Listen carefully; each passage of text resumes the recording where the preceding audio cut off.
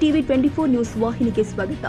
ಜಯ ಕರ್ನಾಟಕ ಸಂಘಟನೆ ಸಂಸ್ಥಾಪಕ ಅಧ್ಯಕ್ಷ ಮುತ್ತಪ್ಪ ರೈ ಅವರ ಪುತ್ರ ರಿಕ್ಕಿ ರೈ ಅವರ ಮೇಲೆ ನಡೆದ ಗುಂಡಿನ ದಾಳಿ ಖಂಡಿಸಿ ಧಾರವಾಡ ಜಿಲ್ಲಾಧಿಕಾರಿ ಕಚೇರಿ ಎದುರು ಜಯ ಕರ್ನಾಟಕ ಸಂಘಟನೆ ಕಾರ್ಯಕರ್ತರು ಪ್ರತಿಭಟನೆ ಮಾಡಿ ಜಿಲ್ಲಾಧಿಕಾರಿ ಮುಖಾಂತರ ರಾಜ್ಯ ಸರ್ಕಾರಕ್ಕೆ ಮನವಿ ಸಲ್ಲಿಸಿದರು.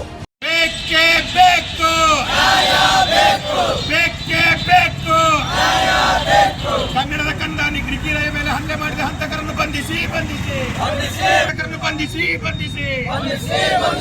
ಬೇಕೇ ಬೇಕು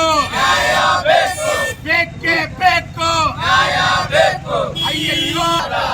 ರಿಕ್ಕಿ ರೈ ಅವರನ್ನ ಹತ್ಯೆ ಮಾಡುವ ಉದ್ದೇಶದಿಂದಲೇ ಅವರ ಮೇಲೆ ಗುಂಡಿನ ದಾಳಿ ನಡೆಸಲಾಗಿದೆ. ಸದಾ ಕನ್ನಡಕ್ಕಾಗಿ ಹೋರಾಟ ಮಾಡುವ ರಿಕ್ಕಿ ರೈ ಅವರ ಮೇಲೆ ನಡೆದ ಈ ಗುಂಡಿನ ದಾಳಿ ನಿಜಕ್ಕೂ ಆತಂಕವನ್ನ ಉಂಟು ಮಾಡಿದೆ.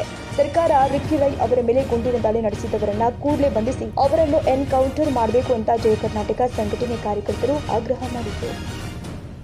ಕನ್ನಡಿಗರ ಮೆಚ್ಚಿನ ನಿಮ್ಮ ಟಿವಿ 24 ಕನ್ನಡ ನ್ಯೂಸ್ ವಾಹಿನಿ ಇದೀಗ ಟಿವಿಯಲ್ಲಿ ಲಭ್ಯ.